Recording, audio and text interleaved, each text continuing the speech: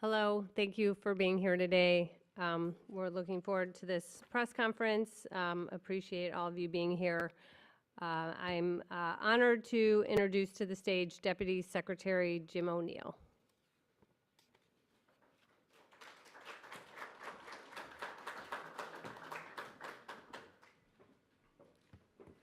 Thank you, Stephanie. HHS is honored to host today our friends in the Department of Justice. We look forward to collaborating with you over the next 4 years to make America healthy again. We're also honored to welcome Senator Mullen, who has been a wonderful friend of this department from the Health Committee. I've had the pleasure of working with many people on the frontier of innovation. Innovation in healthcare, innovation in government, innovation in business, working to make things better. But not all innovation is positive. Dark innovations in chemistry have exacerbated the addiction crisis in this country. Synthetic opioids like carfentanil, and the substance we're here to take action on today, 7-hydroxymetragenine. 7-OH carries a high risk of addiction on purpose. It is a powerful opioid agonist, many times more potent than morphine. We've seen a disturbing rise in reports of overdoses, poisonings, and emergency room visits linked to products containing 7-OH. These substances are often sold online or in convenience stores with no quality control, no dosage control, and no warnings. This is a recipe for public health disaster.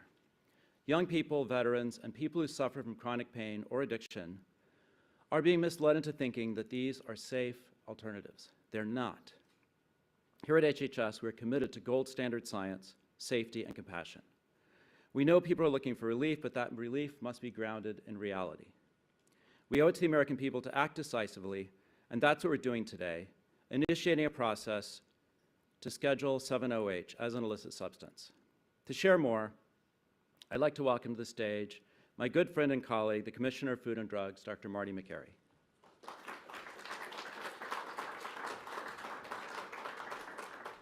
Thank you, Deputy Secretary O'Neill. It's great to be here.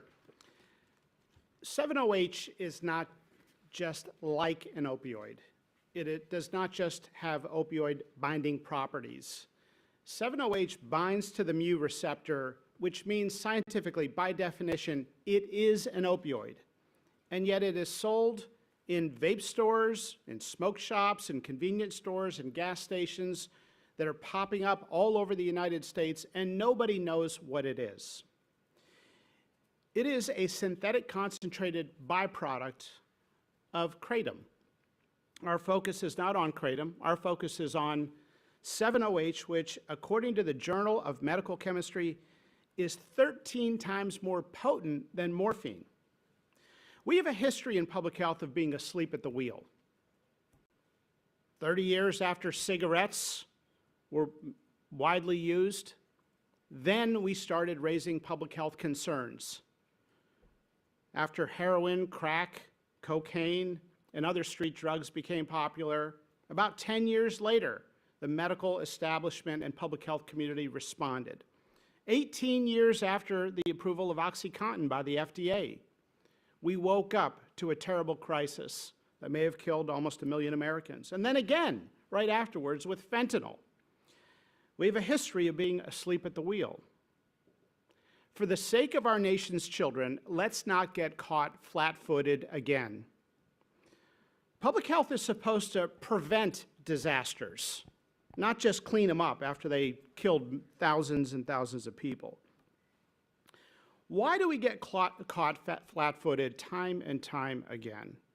In my opinion, it's because of a disconnect between the ivory towers and the streets. Have experts been to the vape stores? It affects what we see in the operating room. I learned from living and working in inner city Baltimore that you have to be proximate to a problem to understand it. We can't just talk about it on panels at medical conferences and in the ivory towers of the medical establishment.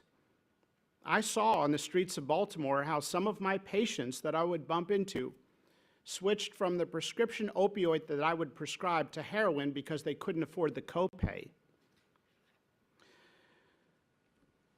I've been surprised going to these vape stores at what I'm seeing. First of all, roughly 85% of the vape products are illegal vape products. We know that because the FDA publishes a list of legal vape products, and no cutesy, fruity flavor designed to appeal to children or a video game vape product device is legal or approved by the FDA. I've been surprised that the candies and gummies and drinks and ice cream cones, here's one drink with 7-OH in it. There are other products that get added to drinks. Do we understand what 7-OH is at public health scale? Let's not get caught flat-footed again. We're not targeting the kratom leaf or ground-up kratom. We are targeting the concentrated synthetic bioproduct that is an opioid. The Trump administration is deeply committed to preventing another wave of the opioid epidemic. And this is deeply personal for many people. It's deeply personal for the Secretary of Health and Human Services, who will share how at a young age he struggled with addiction. It's personal for a family friend, a good family with a good kid who is addicted, knows they're addicted, wants to stop their addiction, but can't stop.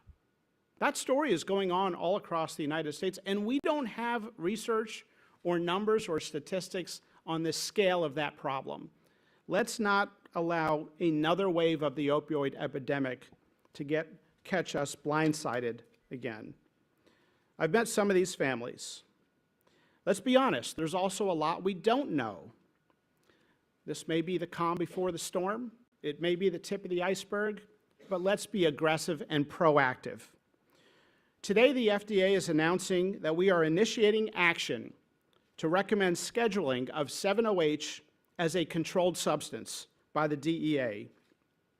We are also releasing a report on 7-OH to educate the public, including the other names it goes by. And finally, we need to educate the public, including the medical community. I've talked to many doctors who don't know what 7-OH is. We need to be proactive so we don't get caught blindsided again. Thank you very much.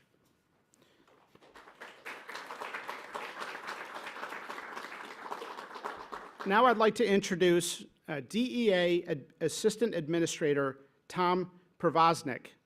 Tom, if you could come up here. He leads the Diversion Control Program Office, and he's worked with HHS to uncover billions in healthcare fraud. Thank you, Tom.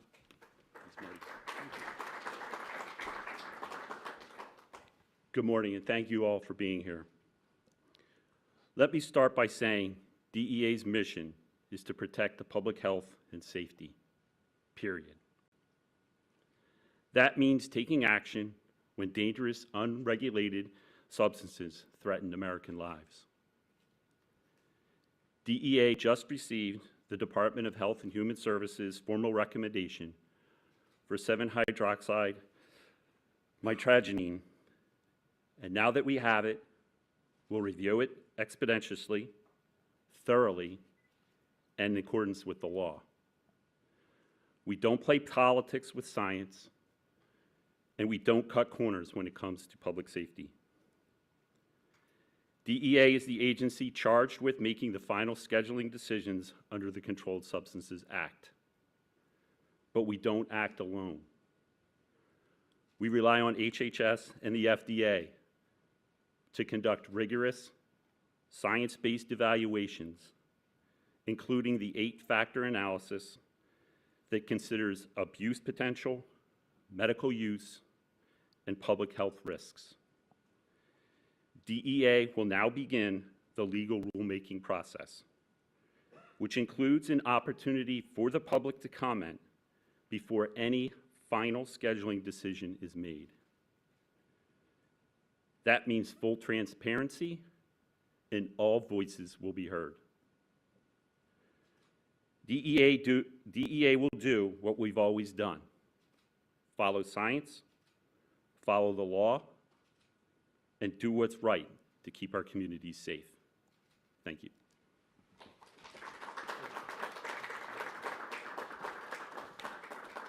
Thank you, Tom. One of the dangerous things about 7-OH is how much confusion it can cause. Many 7-OH products are marketed as kratom extracts or enhanced kratom. But in reality, they are the concentrated synthetic potent form that is an opioid. Our next speaker, Melody Wolf, Melody, come on up here, has experienced suffering looking for pain relief, and she's going to share a bit about her story and how the dangerous 7-OH product affected her life. Thank you, Melody.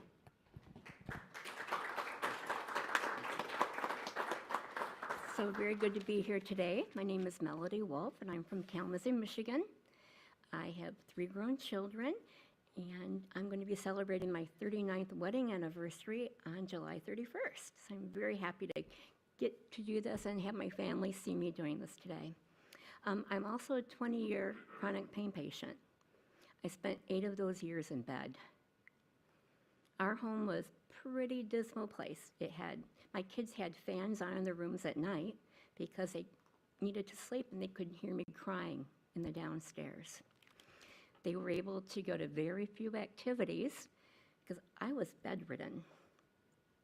And they had no parent to take them. My husband was working, and so they missed out on a lot of activities that they should have been at.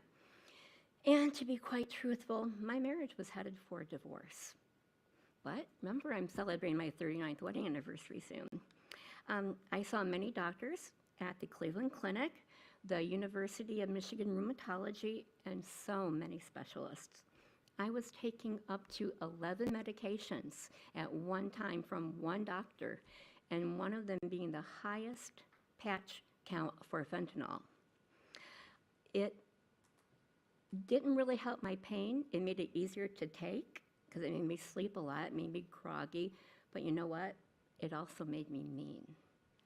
And like I said, our house was a dismal place, and I'm just so thankful that I found a botanical called kratom.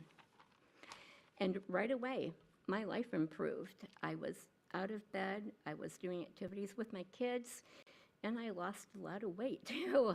Being in bed for 8 years, it affects your health very negatively. So I got my life back. I've taken tent camping trips to both eclipses, and things just turned around for my family. And in 2022, during COVID time, my daughter and son-in-law lost their childcare. I got a call, "Mom, would you like to come move in with us for the year?" I said yes immediately. Don't you have to have a dad? So it was very to spend the entire year with my granddaughter. And it was kratom only, the powdered leaf, that saved my life. And now I'm seeing something very dangerous happen. 7-OH is being sold over the counter, and it is not the plant. It's a concentrated substance that is very dangerous to consumers. 7-OH is not what helped me get out of bed and get a quality of life again that I enjoy. I check out my smoke shops, make sure that they're selling products appropriately, that there's labeling on them, that they have a no minors, and that kratom is behind the counter locked up. I did that on Sunday. I said, "Where are your kratom products?" He said, "Oh, here they are." He handed me a 7-OH product.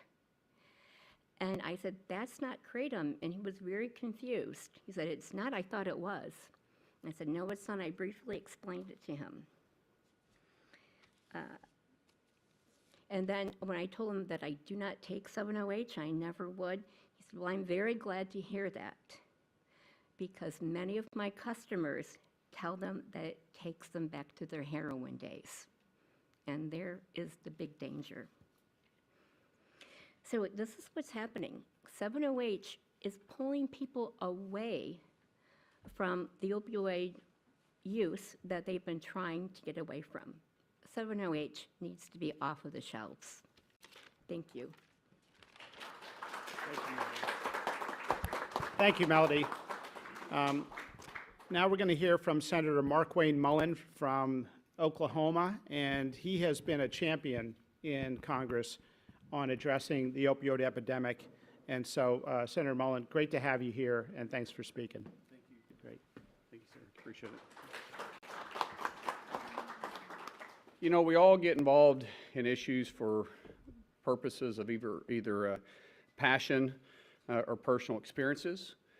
And with the opioid crisis or the drug epidemic we've had throughout the country, it's affected almost all of us, either directly or indirectly. For us, my wife and I, it's affected us directly.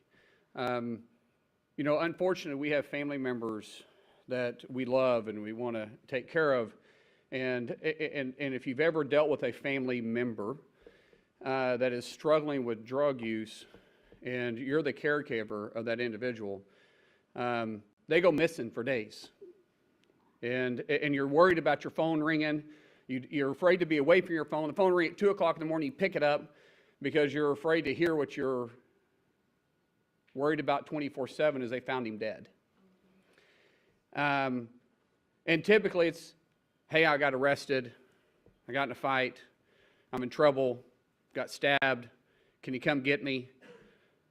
And the list goes on. And I could give you horror stories of all the phone calls that my wife and I received over the last 20 years.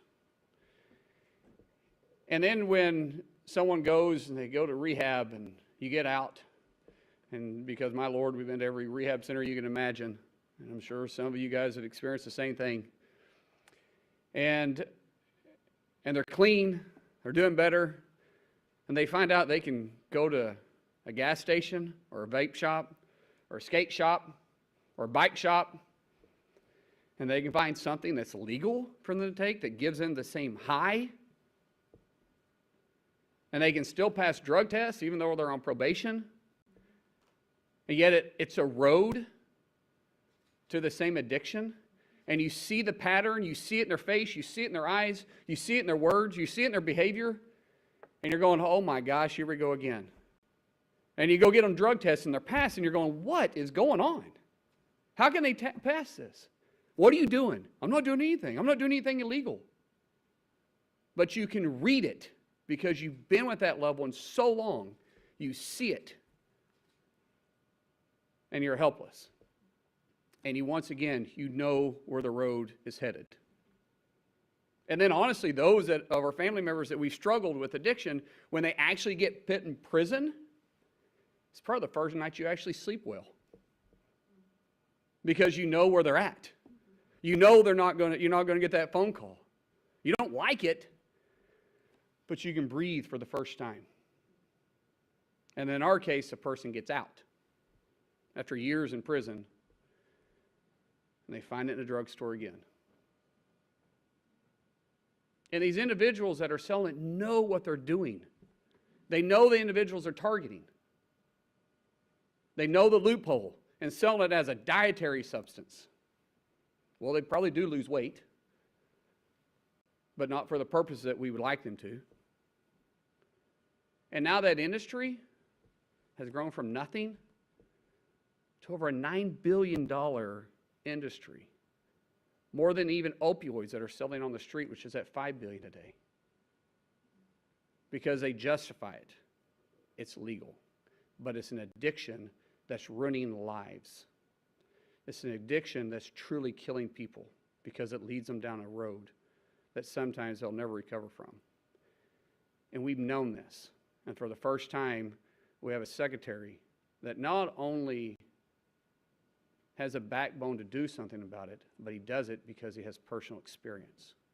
He understands addiction better than probably any of us in this room. And it takes somebody like that understands the danger that this causes to stand up and push against this, I say, illegal industry, because they're using every loophole they possibly can. And once again, selling it as an energy drink or a dietary, but yet the packages look like it came off the shelf of a cereal box or a candy bar or one of their favorite Mountain Dew drinks. The list goes on. They know who they're targeting. And so, Secretary Kennedy, thank you for standing up and actually doing something about this. Because this isn't anything new. This has been around for years. But without your leadership, this would never happen. So, from my family and every single family that has dealt with this. God bless you, and thank you.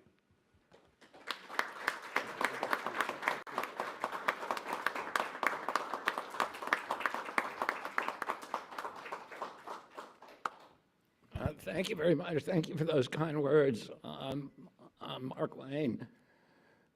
Thank you to Jim O'Neill, to Tom Brzoznik, to Marty McCary, and to Wendy as well. Thank you for that, for sharing your story. I spent 14 years a heroin addict, and I've been 43 years in recovery. And so I spent a lot of time talking about addiction and reading about it. And typically in most societies, you have about 10% of the population that suffers from addiction.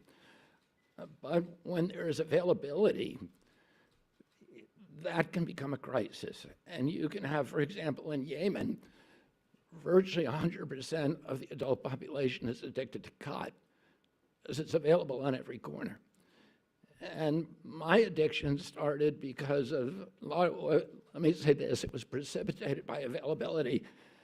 In April of 1968, 3 months before my dad died, the French Connection, the biggest heroin bust in history, heroin recovery, happened all together. They got out of one automobile 200 pounds of heroin, of pure heroin, and they ended up getting, I think, about 1,600 pounds over time.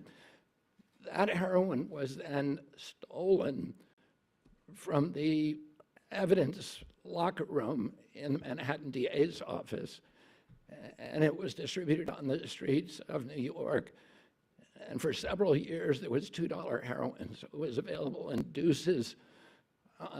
And there were people on every corner in Harlem, every corner in the Lower East Side, who were selling $2 heroin. And 72nd Street in Central Park, there were over 100 dealers selling it at that time.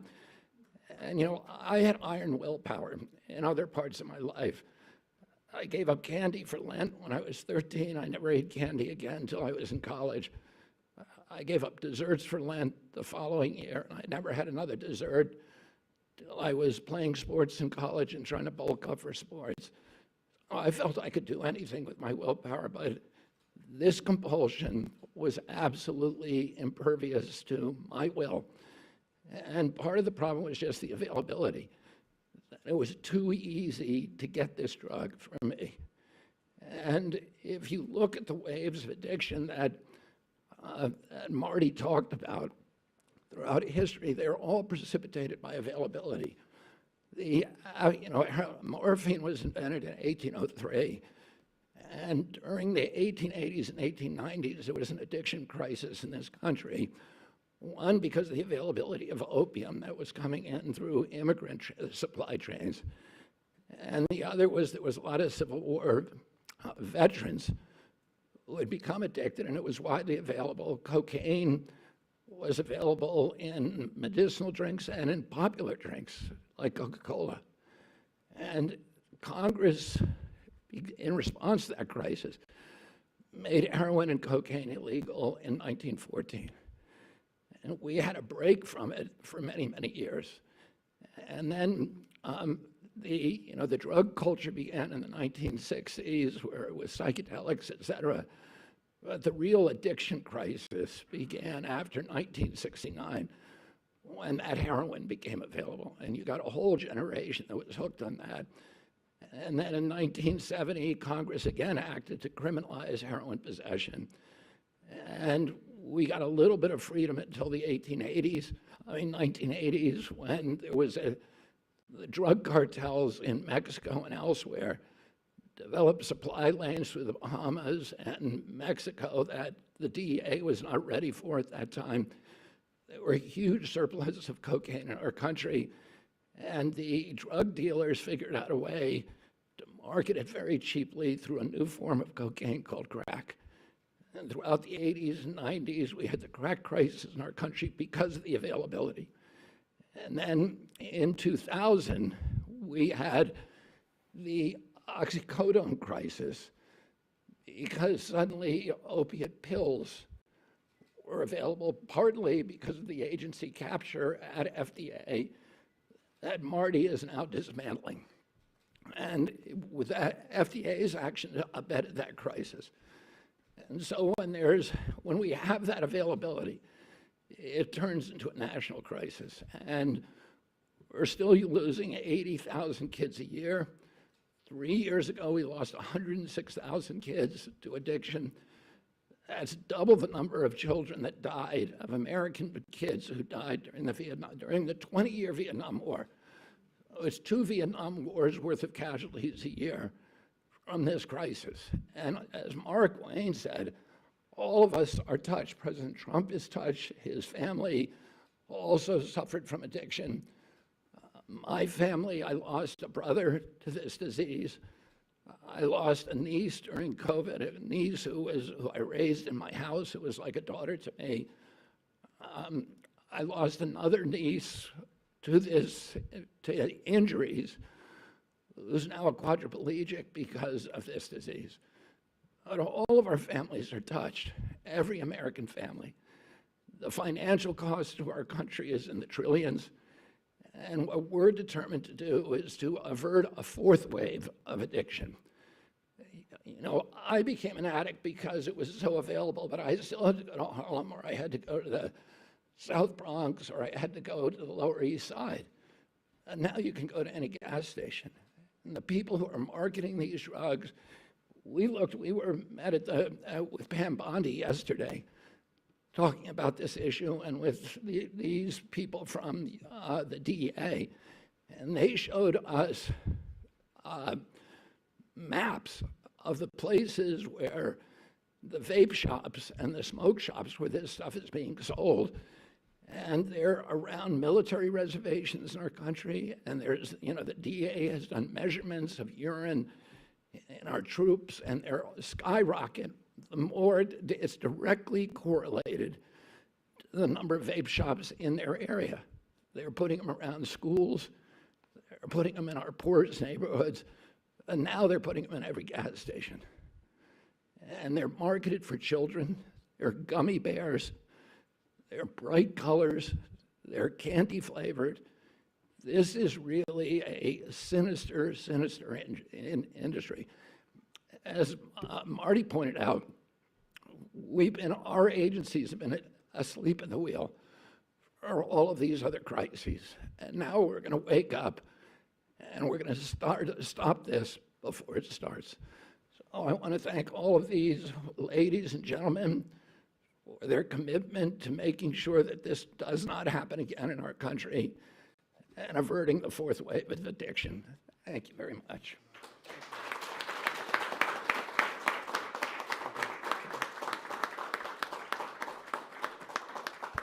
Thank you, Secretary Kennedy. We're now going to take questions from the press.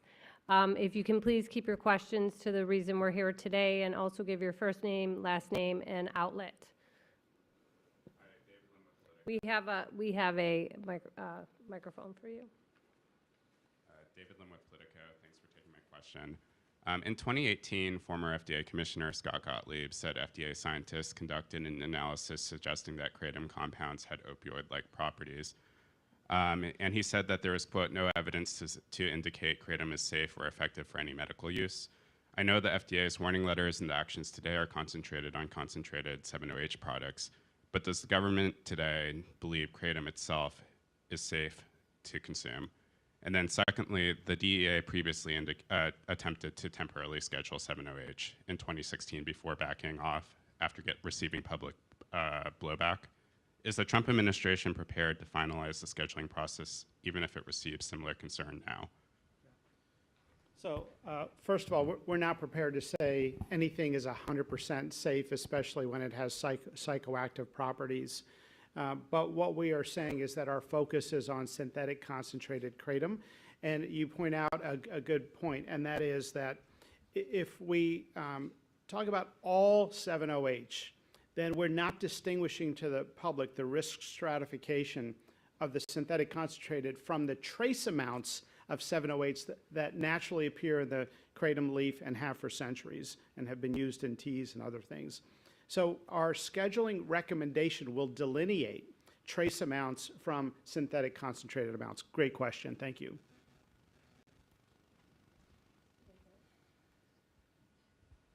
Hi, Lizzie Lawrence, reporter with STAT. I'm curious how many, if there are any known cases there are of 7-OH being recorded as the sole cause of a fatal overdose. We have terrible statistics because if somebody comes in with 7-OH overdose, I'm not even sure a doctor would know to ask about 7-OH. Very few doctors I've spoken with know what's in these vape stores or know what 7-OH is. I've had to explain it to the dozen or so doctors I've talked to. So I think we're just starting to understand. It's very, very reminiscent of when we prescribed opioids to patients who didn't need them after minor surgical procedures, or too many opioids for those who did need an opioid. And we would notice some people were coming back for refills at a very high rate, but we hadn't put the two together because we hadn't recognized the addictive nature. So we need better statistics. There is a commitment from NIH to do some research to try to understand this, but this is not something where, after 50,000 Americans have died from it, we want to start that process. Thank you, Lizzie. Hi, Sarah Overmall, CNN. To David's question, what kind of regulation and guidance or scientific evaluation could we see in the future about natural kratom? Look, I think there have been physicians who have had concerns about some claims around natural kratom. We have to prioritize what we work on. So we are going after the killer first, which is the synthetic concentrated kratom, and then we can look into that other question. But we think it's night and day in terms of the public health risk. Thank you.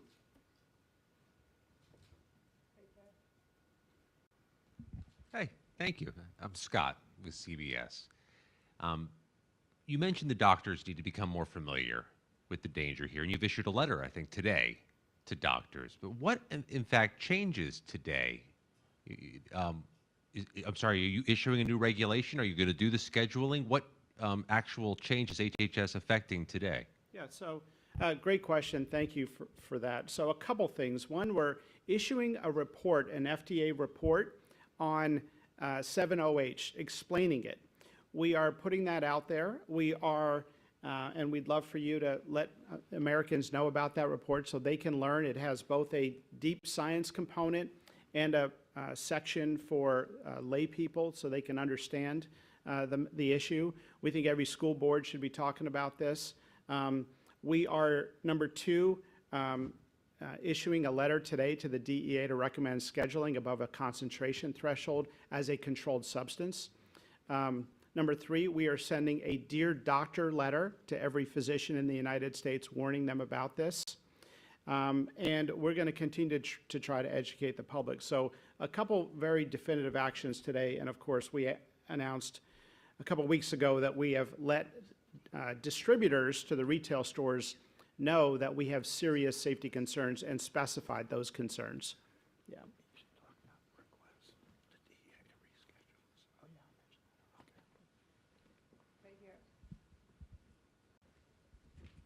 Hi, Margaret Manta with Notice. You said that you're thinking about this in terms of concentration, where it's like trace amounts of 7-OH and kratom versus, the much more concentrated product. Is this a framework that you think the FDA could use for other dietary supplements? I think it's a good idea. Thank you for suggesting it. We do something called an 8-factor analysis. So our scientific team and the scientific team at the DEA independently try to evaluate, is there a threshold? And they look at animal studies and a whole bunch of other criteria to look at dependence and addictive thresholds. So we have a threshold that is calculated in 2 different mathematical ways to try to distinguish what we're talking about with concentrated kratom from the trace amounts that appear in the kratom leaf. Thank you.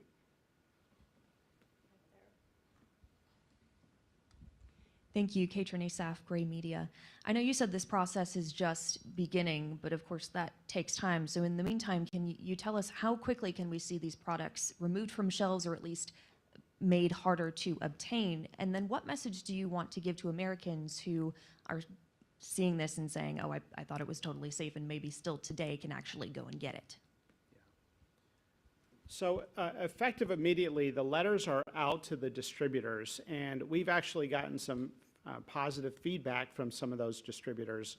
So we're sounding the alarm with the distributors of the synthetic concentrated kratom. We also want to create a national conversation where parents talk to their children.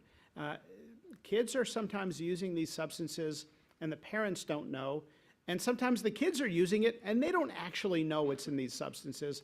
So this is a time, as with other new addictive substances that enter the United States, for us to have these conversations, and I hope school boards, places of worship, all talk about the illegal substances in these vape and smoke shops and gas stations. Thank you. Hi, Liz White with the Wall Street Journal. Also very present in smoke shops and vape shops are high-potency cannabis products and synthetic cannabis products such as Delta-9, Delta-8, THCA, high THC products. And these have been linked in the medical literature already to psychosis. Is there a reason that this kind of well-established smoke shop problem is not something you're going after? So I personally, in my writings as a physician, in my statements, and also the Department of Health and Human Services, have expressed serious concerns about people using these cannabis products. We don't want kids to use them. Cannabis use disorder is a real thing, and as you appropriately mentioned, there are now studies linking it to psychosis and even cardiovascular problems. So that is an entirely separate public health campaign, and it's an important issue. Thank you.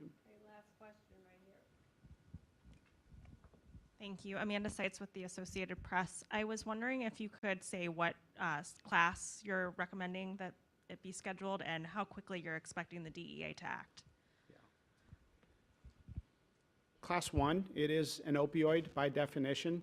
It will be ultimately up to the DEA to decide. Thank you. Thank you so much.